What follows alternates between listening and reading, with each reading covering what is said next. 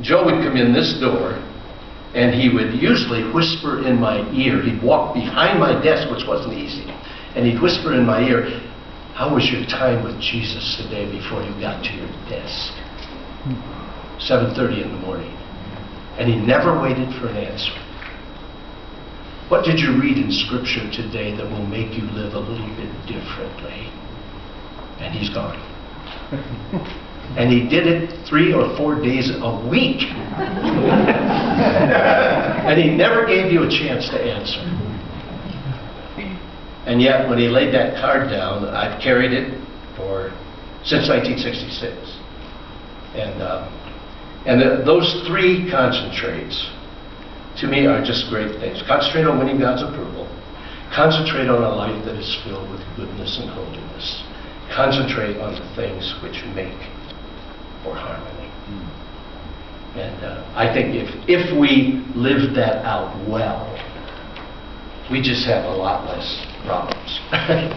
And our churches would probably do a lot better, and our lives would be solid. And you know, once you get something going on, and once you get something going on in your own life towards somebody, you're different. You're different.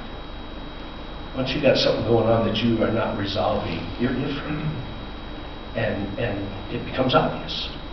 And he just says, hey, you know, let's concentrate on these things. Let's walk with Jesus. And let's really share Christ with a world that just doesn't get it. And let's be there. And don't let them put you off with anything. Just be around. And I had and I'll close with this. I was playing. It was a golf course that's was on Imperial Highway. It's been out now. And it was right at the end. They were going to tear it out and put holes in there, which was crazy. But I went over one afternoon. I thought, I'm just going to play 9 holes because this thing's going to be gone. And I ran in, and a young pro in there I knew, and he said, there's 3 guys down on the tee. Run down and join them. They're just going to play 9. So I ran down there, and they were all hit. And so I took my club and hit, and we played 3 holes. And this one guy's language was just not good at all. And we're playing along, and we got to 4th or 5th hole. We had to wait. He walks over, and he just walks right up in my face, and he said, "What do you do?" I said, "Well, I'm a pastor." Really? I mean, man, it was just, really? I said, "Yeah, the church looks like a Pizza Hut over on Brea Boulevard." I said, "Yeah, I'm a pastor there." "Oh, really?" He said, "You and Jerry Falwell?"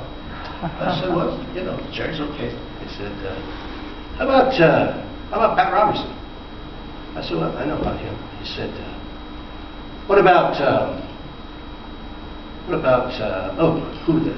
Tammy? Huh? Jimmy Swaggart. Yeah, he said, "You and Jimmy Swaggart, huh, doing the same thing." That's just when the whole thing had been in the paper about Swaggart down in India.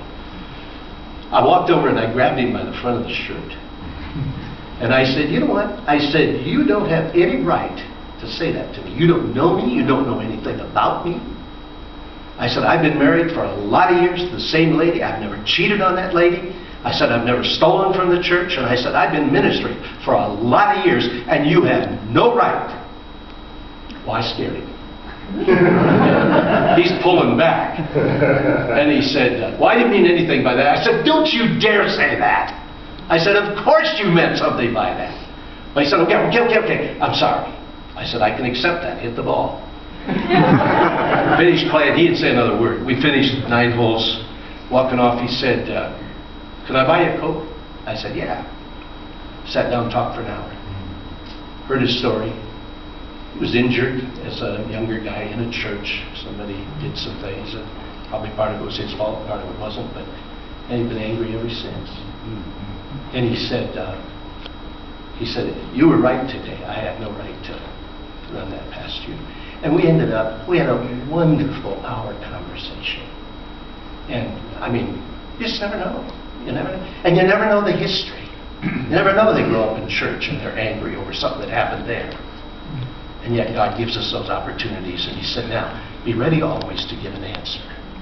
But he had finishes that little phrase that JB Phillips said, but do it with gentleness and reverence. And probably grabbing the shirt wasn't that. Well, it was close. Come on, Greg. Let me pray with you. And I have these cards, and you do have that funny little deal on there, which I just read, and I went, you've got to be kidding me.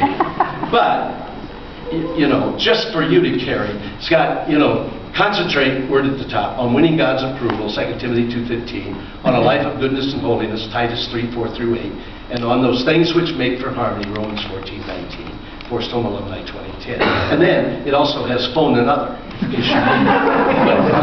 But I'll lay them up here somewhere, and just, if you want one just to carry and stick somewhere and be able to look at those verses once in a while. And I am a big fan of JB Phillips. I don't preach out of it on Sunday, but I am a huge fan of JB Phillips. And Joe got me started on JB Phillips, so it's a wonderful little paraphrase. And so anyway, let me pray with you and thank you for just listening to my ramblings.